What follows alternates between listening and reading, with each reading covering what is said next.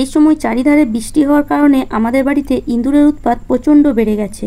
কেননা মাঠে ঘাটে যখন জল জমে ইঁদুরের গর্তেও জল ঢুকে যায়, আর ইঁদুর তখন আমাদের বাড়ির দিকেই ছুটে আসে থাকার জন্য আর খাবার খাওয়ার জন্য। আর এই ইঁদুর যদি একবার বাড়িতে ঢোকে তাহলে পুরো বাড়ির জিনিসপত্র কেটে তছনছ করে দেয়। তো তোমাদেরও বাড়িতে যদি এই ইঁদুর ঢুকে গেছে আর প্রচুর পরিমাণে বেড়ে গেছে, তোমরা বুঝতেই পারছো না যে এই ইঁদুরগুলোকে কিভাবে বাড়ি থেকে বের করবে বা তাড়াবে। তো আজকে এই টিপসটি অবশ্যই দেখবে, একদম 100% কার্যকারী। কেননা আজকের টিপসটি যদি তোমরা একবার ফলো করো, বাড়িতে যত ইঁদুর আছে সব কিন্তু পালিয়ে যাবে, একটাও ইঁদুর কিন্তু বাড়িতে থাকবে না। তো তার জন্য দেখো এখানে আমি নিয়েছি মর্টিন। তোমরা হয়তো ভাবছো যে মর্টিন দিয়ে কি ইঁদুর তাড়ানো যায়? একদম 100% মর্টিন দিয়ে ইঁদুর তাড়ানো যায়। কেননা আমি এটা প্রয়োগ করেছি, তাই তোমাদেরকে বলছি যে মর্টিন দিয়ে ইঁদুর একদম 100% বাড়ি থেকে পালিয়ে যাবে। মর্টিনে ইঁদুর কিন্তু মরে যাবে না, তবে একবার যদি ইঁদুর খায় তাহলে 100% বাড়ি থেকে পালিয়ে যাবে। সাধারণত মশা তাড়ানোর জন্য আমরা মর্টিন ব্যবহার করি, কিন্তু মর্টিন যখন আমরা জ্বালাই তখন এর একটা যে বিষাক্ত গন্ধ সেটা আমাদের অনেকেরই সহ্য হয় না, আর আমাদের শরীরের জন্য কিন্তু একদমই ভালো নয়। তবে আমরা যদি এই মর্টিন ইঁদুর তাড়ানোর জন্য ব্যবহার করি, এটাকে আমাদের জ্বালাতে হবে না, এর থেকে কোনো গন্ধ বেরিয়ে আসবে না। শুধুমাত্র তোমাদেরকে খেয়াল রাখতে হবে যেন এটা বাচ্চাদের হাতে না আসে, সেটা একটু খেয়াল রেখে তারপরে এই টিপসটা তোমরা প্রয়োগ করতে পারো। এটা কিন্তু যদি একবার প্রয়োগ করো তাহলে ইঁদুর বাড়ি থেকে যাবেই যাবে। আর মশা তাড়ানোর জন্য তোমরা মর্টিন ব্যবহার না করে আমার চ্যানেলে অনেক ঘরোয়া পদ্ধতি দেওয়া আছে, যেগুলো তোমরা একটা ইউজ করতে পারো। যে কোনো একটা ইউজ করে দেখবে মশা বাড়ি থেকে খুব সহজেই বেরিয়ে যায়। আর যে মর্টিনটা মশা তাড়ানোর জন্য এনেছিলে সেই মর্টিনটা এইভাবে ইঁদুর তাড়ানোর কাজে ব্যবহার করো, দেখবে মর্টিনটা কাজেও চলে আসবে, আর কি হবে, ইঁদুরও বাড়ি থেকে বেরিয়ে যাবে। তাহলে চলো এখানে আমি এক টুকরো দেখলে তোমরা মর্টিন নিয়ে নিলাম, আর মর্টিনটাকে এইভাবে একটা জায়গার মধ্যে রেখে তাকে ভালো মতন গুঁড়ো করে নিলাম। যতটা সম্ভব ততটা এটাকে গুঁড়ো করে নেবে, আর হাত দিয়ে এইভাবে এটাকে ভালো করে একটু ভেঙে নিতে পারো। তবে অবশ্যই হাতটা ভালো করে একদম হ্যান্ড ওয়াশ করবে খাওয়ার আগে বা এই টিপসটা বানাবার পরে। তো দেখো আমি একটা যে কোনো জিনিস নিয়েছি যেটা দিয়ে এটা ভালো মতন ভাঙা যায়। কেননা যদি আমরা এখানে নোড়া ব্যবহার করি বা হামাদিস্তা ব্যবহার করি তাহলে কিন্তু সেগুলো আমাদের আর দ্বিতীয়বার খাওয়ার কাজে লাগানো উচিত নয়। সেই জন্য এমন একটা জিনিস নেবে যাতে এটা খুব সহজেই ভেঙে যায়, মানে গুঁড়ো হয়ে যায়। তো দেখো এখানে অনেকটাই পরিমাণে গুঁড়ো হয়ে গেছে, এর থেকে আশা করি বেশি আর গুঁড়ো হবে না, কেননা মর্টিন একটু শক্ত হয়, সেই জন্য এর থেকে বেশি আর গুঁড়ো হবে না। আর হাত দিয়ে এইভাবে একটু দলে দলে দেবে, তাহলে দেখবে অনেকটাই গুঁড়ো হয়ে যাবে। তো বাড়িতে যদি 5 থেকে 6টা ইঁদুর থাকে তাহলে এতটুকু নিয়ে নিলেই হবে, এর থেকে বেশি থাকলে একটা গোটা মর্টিন দিয়ে দেবে।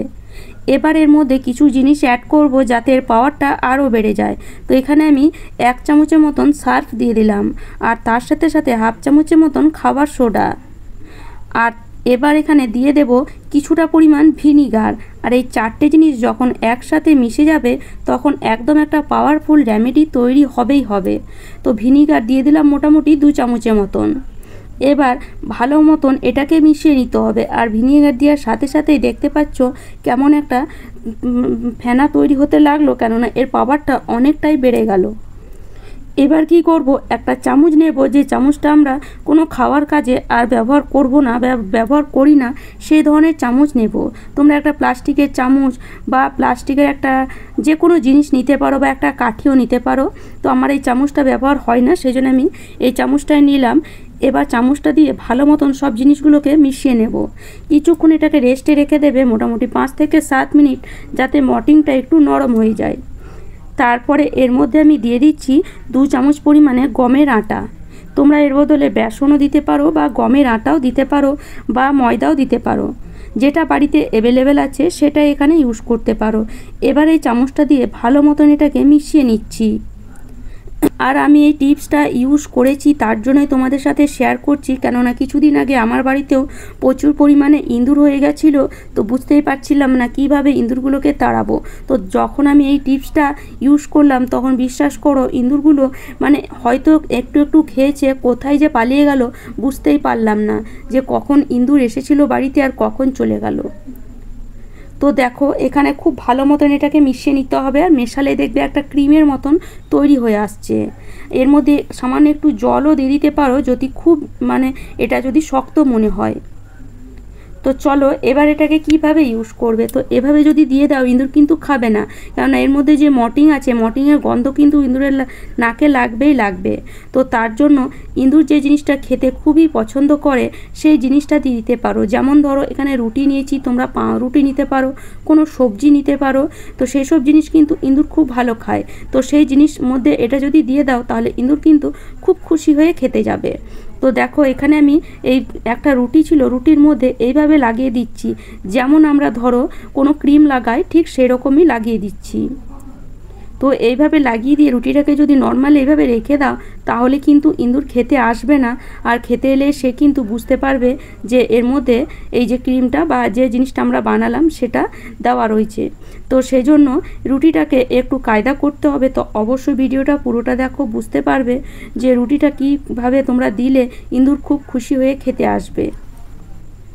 তো প্রথমে অবশ্যই ভালো মতন এটাকে এইভাবে লাগিয়ে নিতে হবে।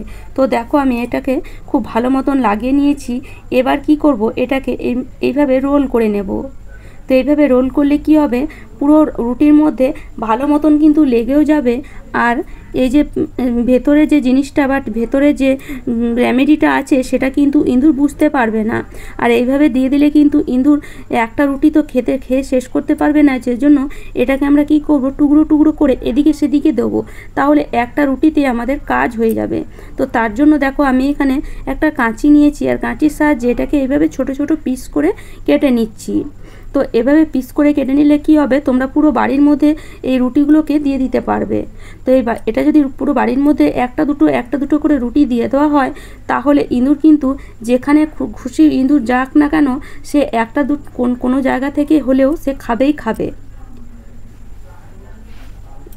আর বন্ধুরা বর্ষার সময় অবশ্যই বাড়িঘর পরিষ্কার পরিচ্ছন্ন রাখবে, এতে কিন্তু বাড়িতে ইঁদুরও হবে না, মশা মাছি পিঁপড়ে আরশোলা টিকটিকি সব কিছুরই কিন্তু উৎপাত কমবে। সেই জন্য অবশ্যই বাড়িঘর পরিষ্কার পরিচ্ছন্ন রাখার চেষ্টা করবে অন্তত এই বর্ষাকালে। তো দেখো এখানে এইভাবে এই রুটিগুলো আমি তৈরি করে নিয়েছি। এবার এগুলোকে আমরা যেখানে যেখানে আমাদের মনে হয় যে ইঁদুর বেশি আসা যাওয়া করে বা ইঁদুর খাবার খোঁজে বা ইঁদুর দেখা যায় সেই সব জায়গায় এই রুটিগুলোকে একটা থেকে দুটো টুকরো দিয়ে দেবে। আর এটা কখন করতে হবে, এটা করতে হবে কিন্তু রাতের বেলায়। সারাদিন দেখবে মানুষ যখন যাওয়া আসা করে ঘরের মধ্যে ইঁদুর কিন্তু খুব একটা দেখা যায় না, তবে রাতের বেলায় কিন্তু ইঁদুরের উৎপাত বোঝাই যায়। যখন আমরা শুয়ে পড়ি তখন দেখবে রান্নাঘরে বাসনপত্র কি এটা সেটা অবশ্যই কুটকাট আওয়াজ হতেই থাকে। তো তখনই কিন্তু এই টিপসটা ইউজ করবে। পুরো কিচেন বা রান্নাঘর পরিষ্কার করার পরে এই যে একটা জায়গার মধ্যে বা এমনি ফ্লোরের মধ্যে রেখে দিতে পারো এইভাবে কিছুটা রুটির টুকরো। আর যদি তোমরা পারো তাহলে এই রুটির মধ্যে একটু করে ঘি মিশিয়ে দেবে, তাহলে ঘিয়ের গন্ধেও ইঁদুর কিন্তু ছুটে আসবে এটা খাওয়ার জন্য।